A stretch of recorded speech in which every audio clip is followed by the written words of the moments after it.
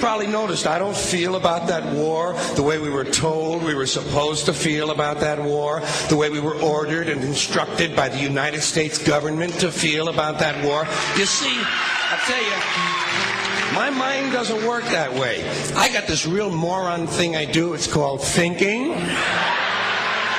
And I'm not a very good American because I like to form my own opinions. I don't just roll over when I'm told to. Sad to say, most Americans just roll over on command. Not me.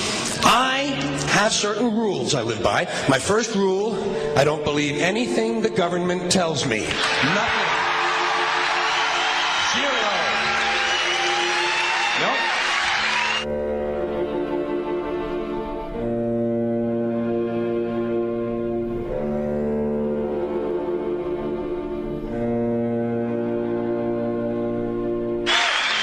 And I don't take very seriously the media or the press in this country, who in the case of the Persian Gulf War were nothing more than unpaid employees of the Department of Defense, and who most of the time function as kind of an unofficial public relations agency for the United States government.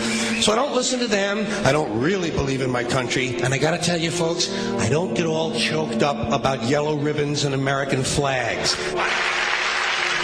Now, to balance the scale, I'd like to talk about some things that bring us together.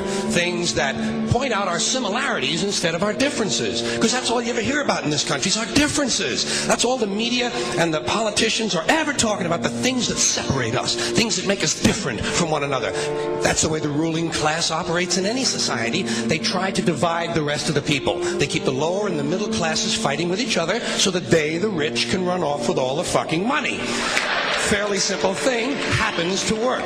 You know, anything different, that's what they're going to talk about. Race, religion, ethnic and national background, jobs, income, education, social status, sexuality, anything you can do, keep us fighting with each other so that they can keep going to the bank. You know how I describe the economic and social classes in this country? The upper class keeps all of the money, pays none of the taxes. The middle class pays all of the taxes, does all of the work. The poor are there just to scare the shit out of the middle class. Keep them showing up at those jobs. Politicians know that word. They use it on you. Politicians have traditionally hidden behind three things: the flag, the Bible, and children. No child left behind. No child left behind. Oh, really? Well, it wasn't long ago you were talking about giving kids a head start. Head start, left behind? Someone's losing fucking ground here.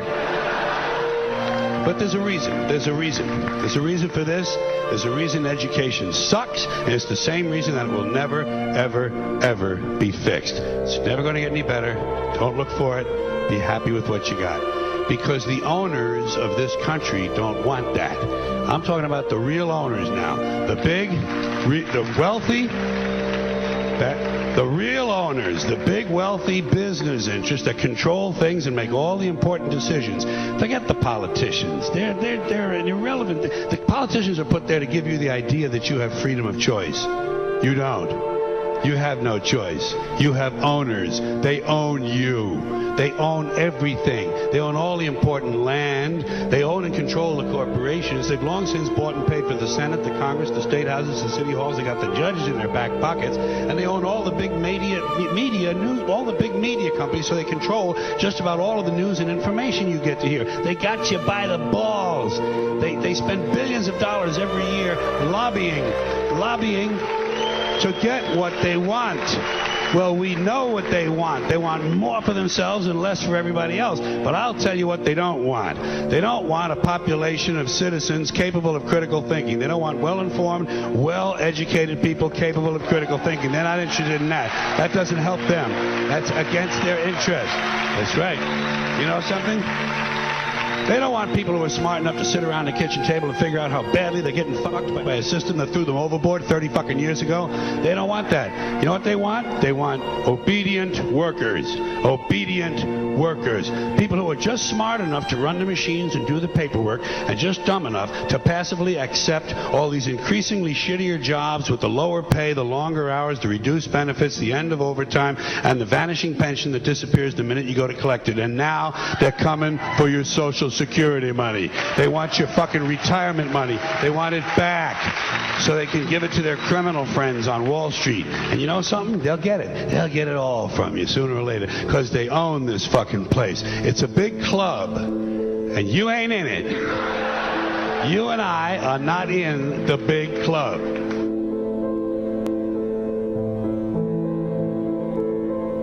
The greatest form of control is where you think you're free when you're being fundamentally manipulated and dictated to. One form of dictatorship is being in a prison cell and you can see the bars and touch them. The other one is sitting in a prison cell but you can't see the bar, you think you're free. What the human race is suffering from is mass hypnosis. We are being hypnotized by people like this. Newsreaders, politicians, teachers, lecturers. We are in a country and in a world that is being run by unbelievably sick people. The chasm between what we're told is going on and what is really going on is absolutely enormous. The greatest hypnotist on planet Earth is a oblong box in the corner of the room. It is constantly telling us what to believe is real. Historically, the control and manipulation of political opinion has been the Freemasons' main weapon in gaining control of countries and states. Once in control of the rulers and politicians of a country, laws and political structures could be changed in accordance with their agenda. However, since restricting the body does not necessarily mean restricting the mind, the Freemason recognizes that their plan for a global government hinges completely on subduing the masses to their agenda, and thus eliminating opposition to their cause. And the greatest threat to their plan, posing more danger than any army or law, is the threat of a free-thinking mind. In order to eliminate this threat and to achieve their objective, the Masons have set about the boldest plan ever devised: the complete control of every aspect of human life, your life. And the weapons they are using against you are in your very homes, entertaining you and your children, and gradually indoctrinating you without you even realizing.